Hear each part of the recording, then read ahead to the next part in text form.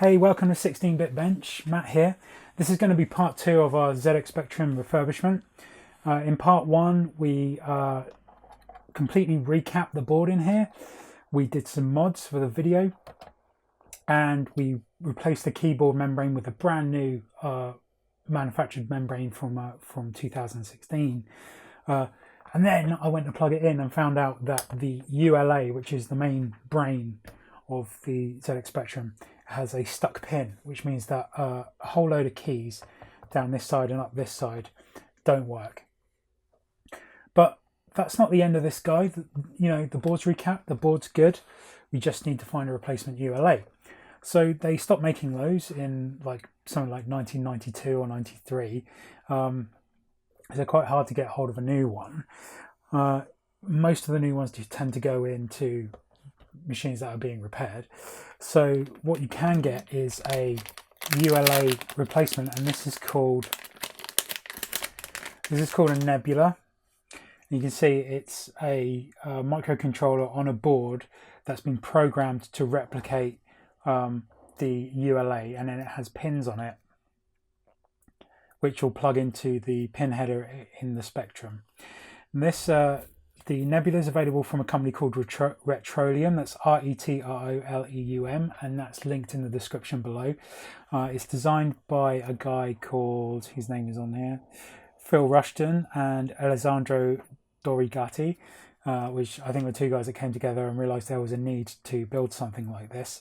So what we're going to do in this video is we're going to install the NebULA into our 48K, and then we're going to see what needs to be done when you do that, and we'll fiddle around and figure out playing some games and stuff as well. So hopefully at the end of this video we'll have our Spectrum up and working fully, and we'll be playing some stuff. So let's crack on.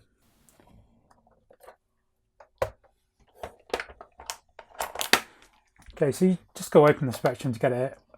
As in part 1, I said it is just 5 screws that hold it together, so it is relatively easy to open. The ZX Spectrum is the step up from the Sinclair ZX81 computer, which was kind of a hobbyist computer, and this does have a lot of holdovers from like the times of hobbyists, but it's not as hackable, really, as mess about all. So we can see this is the ULA chip here, this big black guy, and this this board will go right here. Now they do say in the instructions for this that what you may want to do is remove this chip here. So let's just get my phone. So if we have a close look at the board, here's the ULA that we're going to be removing. This is pin 1 up here. Then we have this memory chip. Is it a memory chip? It's a 745157. So no, sorry, a 7457, which I think is a logic chip actually. I think it's some kind of a bus control or address chip to address the other, the 48K upgrade. So this was originally a 16K machine, and there's the memory for the 16K there, and these were 40 chips that only have half of them addressed or something like that. And then there's the 48K upgrade here, which adds the extra memory, and if you do 48 minus 16 is what, 32, so there's 32K there. And it looks like then these chips are added to the board in order to address that memory. So what we're going to try and do is plug the Retroleum in as it is, sorry, the NebULA in as it is, and see if there's enough space. And if there isn't, we'll need to remove this chip and hard solder it to the board. Okay, so I don't have a chip puller for, well, do I? No, I don't really have a chip puller. So what I'm going to use is a spudger, and that's basically a plastic stick with a tapered end on it. And I'm just going to really gently insert that under the ULA on this end, and then we'll do the same on the other end.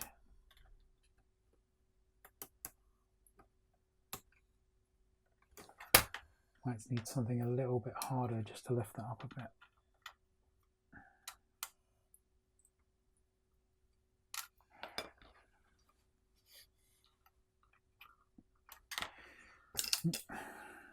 I want to be really gentle because the ULA only really has one 40 pin on it. It was pin 20, and that means the whoop, there we go.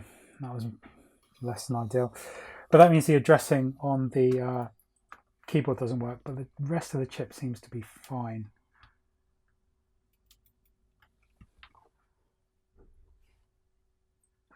It's really jammed in there. There we go. Out you come.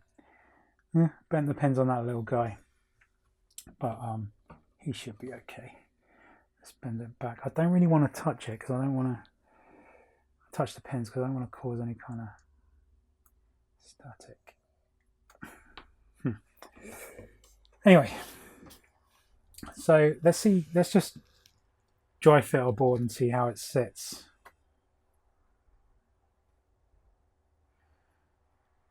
So yeah, there is decent clearance above that chip. I'm just going to push it in. In fact, let me show you what I'm seeing here. So there's the nebula, and then you can see underneath it there, and you can just see the clearance of that chip. See that space? There's a good 3 to 4 mil, which is just about the insertion required to sort of push this guy home. So I'm thinking of just doing it. So in the instructions, it does mention 2 types of sockets. There's one with smaller holes. This is actually the bigger hole socket, so we're okay. But yeah, if you were going to do this, the board's £20 from Retroleum, so it's not that expensive. And it does come with a full set of instructions, and it does come with pictures on the instructions. And there are 2 types of pin header for the board. So there's this bigger one which says good socket type, and that has the sort of springy pins in it and these square holes, and that's the one we've got. And then there's the not so good one. In fact, do I have the not so good one? Yep, I have the not so good one. I thought I had the good one. Yep, so what I'm going to need to do is remove this socket and replace it with a newer, bigger socket type. And while I'm doing that, I'm going to hard solder these 2 chips to the board as well. So we'll do that now, and then we'll need to come back to it when I get that part in. So in the meantime, I don't need the nebula, so we'll push that back onto its foam. The ULA I'm going to be keeping. Obviously, I think it can be fixed if I haven't destroyed it when I pulled it out. But we'll just flatten those pins back a little bit so it's a bit more socket friendly. And I'll just pop this guy onto the other side of this foam for safekeeping.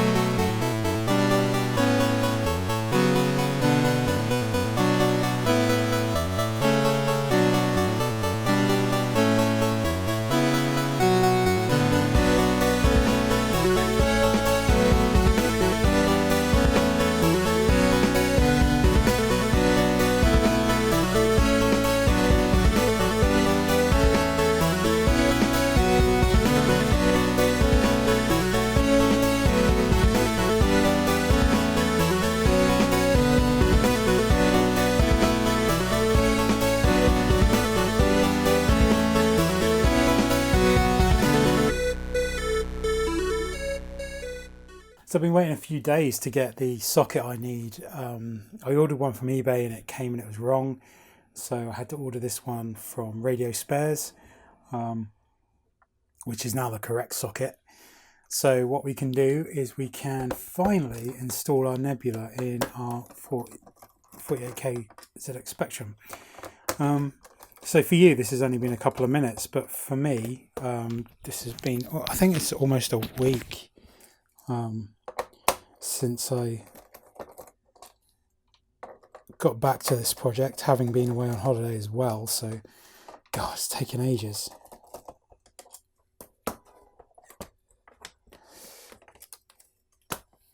So, oh, didn't plug the membrane back in, which is good because, yeah, I think I've mentioned it before.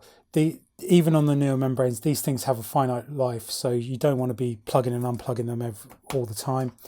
They're not going to last that long.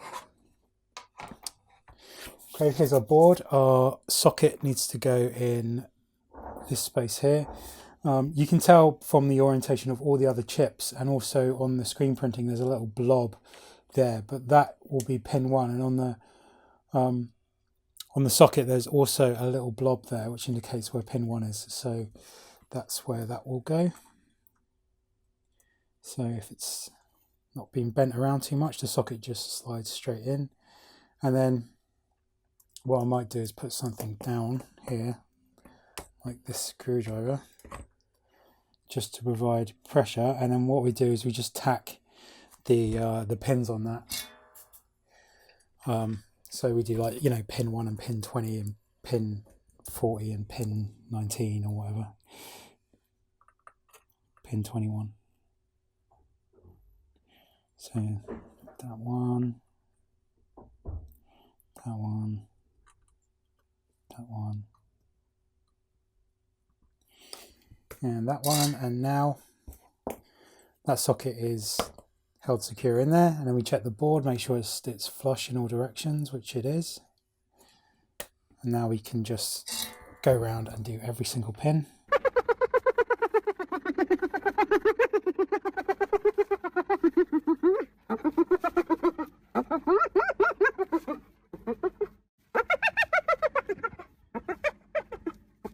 There we go, socket's soldered in.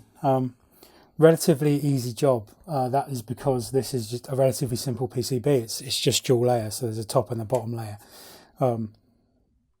Modern boards have a ground plane. It's like a central, just copper sheet in them. That's where the ground is, and that makes it harder to do this kind of stuff. This one was fine. So here's our NebULA. Pin 1 is marked on the board, and from the diagram I know that it needs to go here like this. So what we're going to do is we're going to put a shit in. And there we go. So just check all the pins, make sure they are in the right positions. Okay, so that's our NebULA installed. Let's take a closer look. So here we are. This is the NebULA module. There's a chip here. I don't think it's an FPGA. I'd have to look it up. So I'll look this chip up and link in the description what it is. In fact, let's do that now. Okay, so this chip is a CPLD, which is a complex programmable logic device, which is kind of a halfway house between a FPGA, which is a field programmable logic array, and more sort of basic chips. So yeah, let's have a look there. And you can see the model number XC95144XL. So the main difference is that it is it's like flashed. So an FPGA has an external ROM which holds the configuration in, so then you can kind of program it on the fly. That's exactly what field programmable means. You can just program it as you go, like, you know. And so if we're speaking about retro gaming, then if someone builds a console with an FPGA in it to emulate machines, then maybe it has settings where, you know, setting 1 is Super Nintendo, setting 2 is Nintendo, setting 3 is Genesis, so on and so on and so on. This guy, you can't do that with. So this is like flashed with firmware that sets it in a static configuration, and then so once it's programmed, it is what it is. Yeah, it's quite a neat little board they've made here, and really affordable as well. There's £20 for this replacement ULA. A ULA, working confirmed ULA on eBay is more than £20. So you know, that's a great sort of answer to this kind of problem. So what we need to do now is power the board on and make sure everything is working. So I'll do that, and then we'll come back. Sorry for the noise, I'm using the printer and we've got the windows open because it's quite a hot day today. So we finished the refurb of our ZX Spectrum. It's now fully working from the non-working thing that it was before. So let's pop the lid off and take a look at what we've done. One of the other main things we've done is replace this membrane with a modern replacement. So you know, that makes the keyboard work and much more reliably. So the internals of the board, well, what the major thing we've done is the recap. So it's replacing all the capacitors on the board with these axial ones, and replacing the regulator with a switching regulator, which is much more efficient, doesn't get hot, so you don't need that big metal heatsink that was here. We replaced two transistors, TR2 and TR3, I'm sorry, TR1 and TR2, that are just by the RF can, and that improves the video quality. We did a full composite mod on the RF output, so that's putting a decoupling capacitor in line with the composite. So now it's composite out of here and not RF, and actually this can is doing nothing now. Then once we fixed all those problems, we found that half our keyboard didn't work. If you remember, 2WSX and symbol shift L, O and 9, all dead, and that pointed to a faulty ULA. The ULA pin 20, which is the bottom pin down here, was stuck off, so it meant you couldn't activate any keys on the keyboard connector that used pin 20, which were the 8 keys that we just talked about. So there were two options. Option one was to replace the ULA with a ULA replacement, and we've done that with a chip from Retroleum called NebULA, and that is that replaces the ULA function. The other options for the ULA would have been to replace the functions of pin 20 with some kind of logic to pass the keyboard commands directly to the Zilog Z80, or we could have replaced the ULA with a ULA that we got on eBay. The problem being then, sourcing a working ULA is much more difficult than actually this board. It's more expensive as well. This board was £20. So, and it works. So I'm quite happy with that as a solution. Obviously, it doesn't need to be heat sunk like the old ULA. It's not going to die as quickly, or if at all, like the old ULA. So, you know, all in all, this is a preferable replacement to just sourcing an old ULA, because they're all going to die.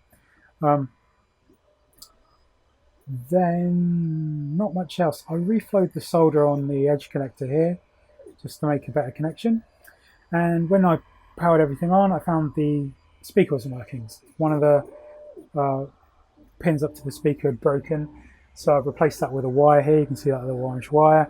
The other pin is fine. So that is it for our Spectrum refurb. We've done all the capacitors, we've done the regulator, we've done the video, we've done the video mod, we've replaced the ULA, we've resocketed some chips, we had to replace some chips. Now this issue 3 board is completely working and in better condition than any board you could really find that hadn't been refurbed. So what we're going to do is plug our keyboard connector in, screw it back together, and try and play some games. So in order to play some games, we need to do a few tricks. So number one is I needed a cable. So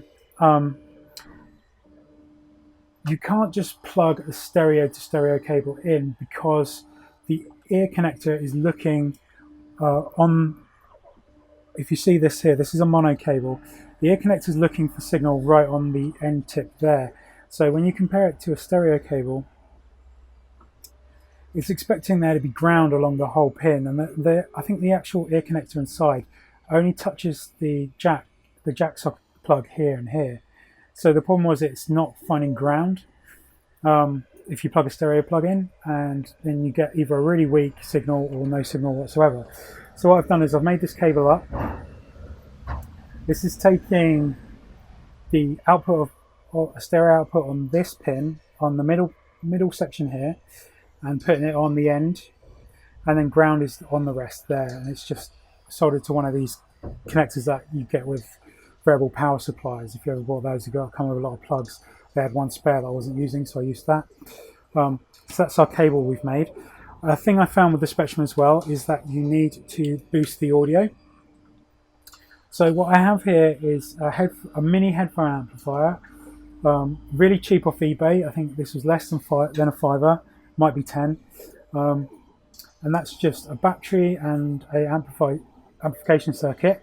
Now, if you wanted to listen to music, it's probably not very good for that. What I bought it for was headphone monitoring of my camera. So if I do any sort of sound recording and I want to monitor the output, I put it through this and then into my headphones. But for this purpose as well, it's perfect. It's not a very good amplifier. It doesn't make a very good sound. But when all you're amplifying is the square wave signal from a Spectrum game, this works perfectly, and this is really good for this. And yeah, I can't recommend this enough. It's super small, USB, battery powered, so just plug it in and charge it up, and then you're away to go for a couple of hours. So yeah, that works really well. Yeah, so what we're going to do next is I'm going to put the screws into this case. We're going to plug it up into the TV, and we're going to load a couple of games for it. I realised I'd gotten really lazy and I hadn't moved the camera around in ages and actually showed you a shot of the other side of the room. So yeah, we're back over here for the first time in a while. Well, using this camera anyway. Yeah, so the first thing I'm going to do is we're going to load up a test program just to test the RAM. So let's do that now.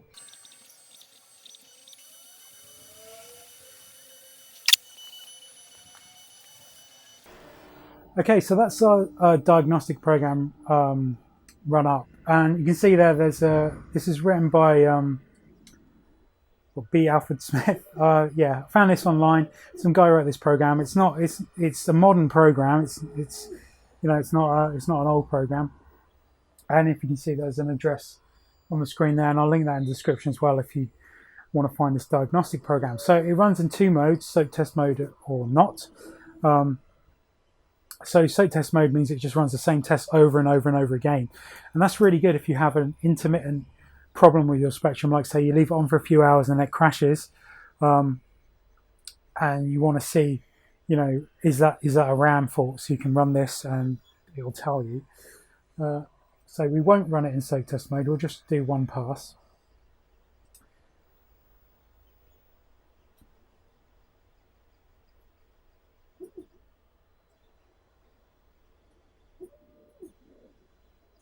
So it's doing all the upper RAM tests. So that's where we actually had the problem from missing IC24, from that being bad. As you can see, we passed all the tests, so the RAM is working fine. We can, from the fact that the computer reads tapes and loads programs, we can assume that the ROM, the processor, and the ULA are also all working. So our next step will be to load a program normally, and see how that goes. Okay, so what I'm going to do is load a new game. So load.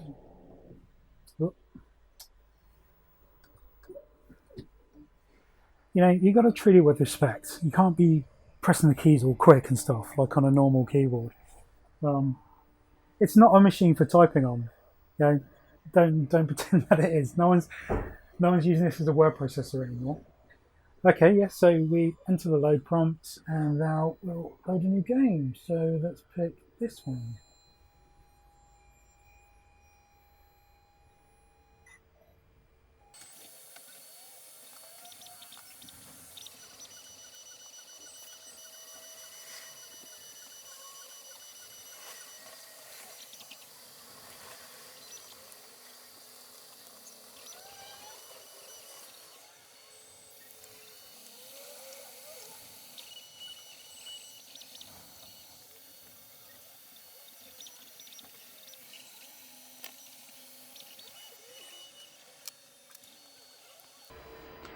disappointing that the 48K version of Robocop does not have the awesome music.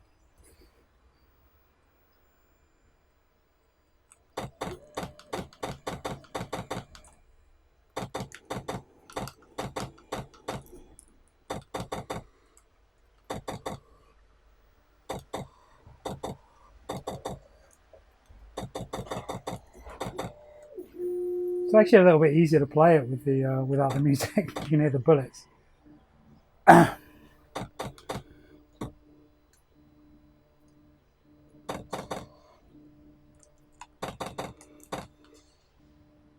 Do do do do do do do do do. I am a robot cop. He is a robot. He is a cop. He's run out of bullets. Bullets. Oh no! Whoa. Yeah, on the 128K version, it says RoboCop, and it has that awesome music, which is super cool. Reasons to upgrade. There you go. Go back in time and buy a +2. Yeah, so RoboCop seems to be working. That's great. So here's our little guy, all awesome and working. This is the box that it came in. You can see it's in a pretty sorry state. It's lost the whole. This whole side's gone. And this side's is kind of there. I mean, the bits, I have the bits, but then what am I going to do? Sellotape them back on? It's already had like, you know, parcel paper on it, and which is kind of sad. Again, the polystyrene is not in brilliant condition. It's all there. It's not snapped or broken away, but Vic has written his name on it. So, hey Vic, how you doing? There he goes on his motorcycle. Yeah, so this I can kind of deal with. This is it's not very good. So we already blown the budget on this guy. If we just done the recap, just done the power and the video mod, and it had worked perfectly. After that would have been fine. But we also had to do a keyboard membrane and a ULA replacement. That adds an extra £35 to the cost of this refurbishment, which means that this thing is way out of the scope of anything we could hope to recoup by, you know, selling it on. So I thought, you know, sod it. Let's get a repo box. So on eBay, there's this company, Competent Spares, and they do reproduction boxes and polystyrene inserts. You can get new inserts. Didn't really want to pay the £30 to get the entire thing redone. I didn't want to do that. What I did get is this, and it is very nice. It's just a kind of outer box sleeve. See, it's got, you know, how to hook up your Spectrum, the things you get and the things you don't get. Yeah, it's just really nice, and I think, you know, we'll put it on the box. Yeah, and I think I got this. I think it's about £10. They're currently still listed on eBay if you're looking to get one. And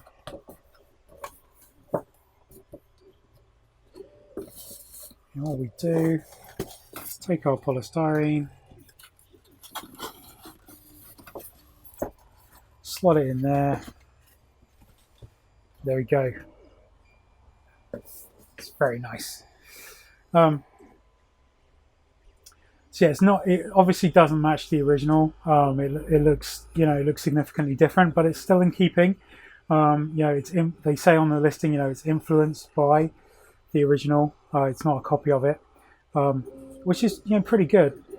Only thing I kind of would like is like the flaps on the ends, but yeah, that's fair enough.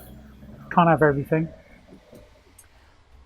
So yeah, that's my 48K refurb done. There's another video coming up after this one. It's 128K plus 2A refurb, which, you know, has its own challenges. Obviously, tape drive mechanisms need to be refurbished, and there's some mods that we do.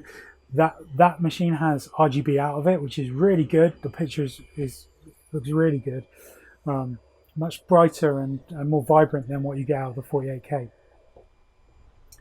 Yeah, so that's it. This guide goes back in the box, and you know, I might hold on to it for a little while until prices go up, and then maybe I can make my money back on it. So if you found this video useful, please like and subscribe. Follow us on Facebook, Twitter and Instagram, 16-bit bench. We're everywhere over the internet. You'll see loads of pictures of the stuff I'm working on before the videos come out. You know, I have a lot of fun doing this sort of stuff, and I need to make a living out of it. I need to make this thing pay for itself. So, you know, if you can help me with that, please do. So thanks for dropping by, and we'll see you next time. We bought it to help with your homework. We bought it to help with your homework and the household accounts. If your dad ever works it all